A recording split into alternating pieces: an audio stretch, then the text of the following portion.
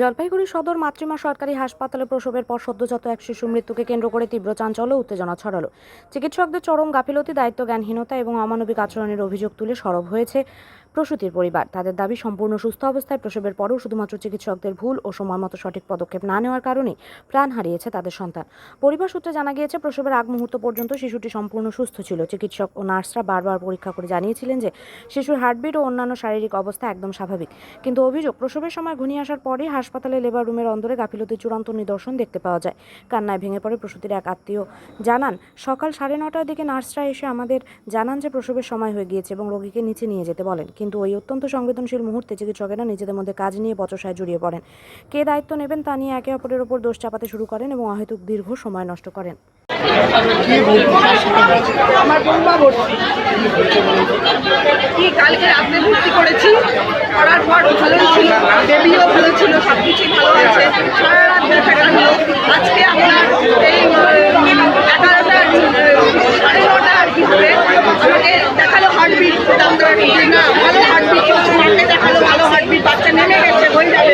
তারপরে আপনার এই 9:30 10টা থেকে ট্রেনিং যে দেয় নার্সগুলো, তারা এসে বললো যে একে নিয়ে যাও, এর সময় হয়ে গেছে।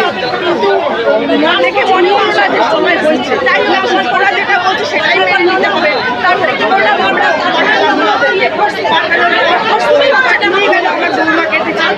নিয়ে আসার পর 1 ঘন্টার উপরে হয়ে যাচ্ছে, তাই আপনার কখন নিতে ধরেন 9:30 পৌনে 10টা তো 11টা কাছাকাছি হয়ে যাচ্ছে। ইনফরমেশন চাচ্ছি আমার কি হয়েছে বলে। তারপরে আধা 10:30 পৌনে 11টা দিকে এসে বলছে যে বাচ্চার হার্টবিট কমে গেছে, যার জন্য সিজার করতে হবে।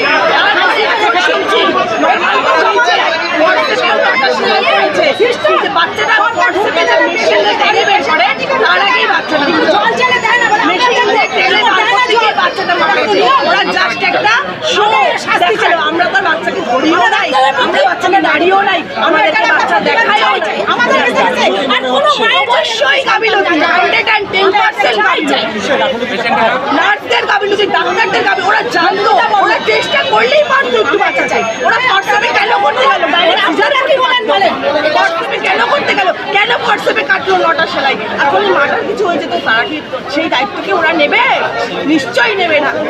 আজকে একটা শো বাচ্চাকে সাজিয়ে রেখে বাচ্চাকে কোলেও উঠতে দিল না, ধরতেও দিল না। বাচ্চার হার্টবিট চলছে, সে যদি ইচ্ছাকৃত যদি শ্বাস না নেয় তাহলে সে বাঁচবে না। আপনারা কি চাইছেন? পুরো ড্রামা সাজিয়ে দিল না। আমরা কি কিছু বুঝি না? আমরা কি মূর্খ? আমরা চাইছি এই ন্যায্য বিচার হোক। কেন দিনের পর দিন এরকম ভাবে হবে প্রতিটা মায়ের সাথে? মানুষ এখানে আসে কেন? আমাদের মতন গরিবের মানুষ, গরিবদের এটাই স্থান। আমি চাই না যে আমার সাথে যেটা হয়েছে সেটা আর অন্য কারোর সাথে হোক।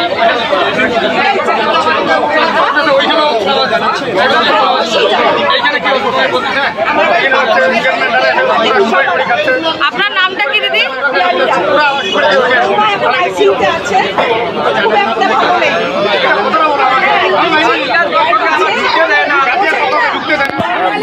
রাত 11টা থেকে আজ 12 ঘন্টা ব্যথা করলো, হচ্ছে 9টা সেলাই, তারপরে সিজার। সেই মানুষটার কি থাকতে পারে?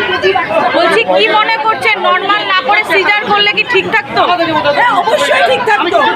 ফর্সে না করে ডাইরেক্ট সিজার করতো, তাও ঠিক থাকতো। ওরা ফর্সে করে মেশিং দিয়ে বাচ্চাটাকে টেনে বের করার চেষ্টা করেছে, করে বাচ্চাটার মাথা ফেলে বাচ্চাটাকে মেরে ফেলেছে। আর বলছে বাচ্চাটার হার্টবিট নেই। পুরো ড্রামা, নাটক। আমাদেরকে